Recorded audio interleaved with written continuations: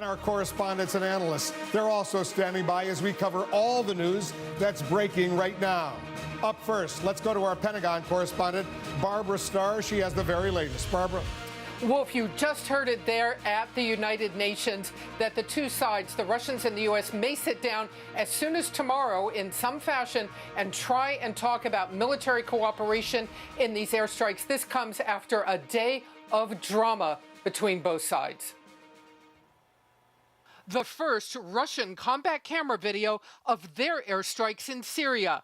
Russian warplanes struck near the city of Homs in western Syria, an area where anti-government forces are operating, not ISIS, the terrorist group Russia claimed it was going after.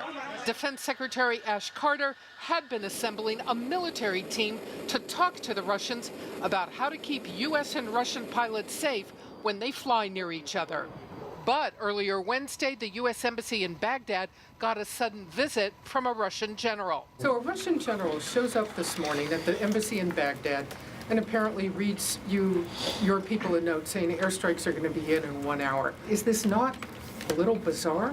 This is not the kind of behavior that we should expect professionally from the Russian military professionally, and that's one reason why I think it's a good thing to have an avenue of communication that is less unprofessional than a drop-in. The Russian general giving just 1 hour notice strikes were to begin and telling the Americans to keep their aircraft out of Syrian skies. The Russians are using this opportunity to basically do their best to shove the U.S. out of the Middle East, and they're doing it literally and figuratively right in front of our noses. One of the areas the Russians hit north of Homs, where several factions, including the al-Qaeda affiliate al-Nusra and other anti-Assad groups, are fighting the regime. The State Department trying to defuse rising military tensions between the U.S. and Moscow, but only going so far. The United States and the coalition will continue our ongoing air operations as we have from the very beginning. Russian President Vladimir Putin says his military was invited into Syria by Bashar al-Assad, the Russian leader clearly ready to prop up Assad.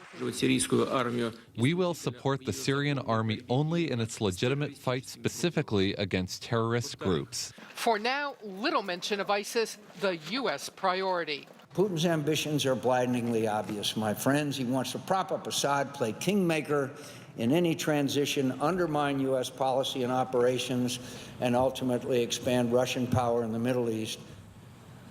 Now, the Pentagon also making clear that U.S. airstrikes will continue in Syria against any targets that the coalition chooses to strike. They do want to sit down with the Russians as fast as possible and get these so-called deconfliction talks going. The technical talks that need to happen to make sure when Russian and U.S. pilots encounter each other in the skies, there is not an accidental disaster. Because that really could be a disaster, Barbara. Thanks very much.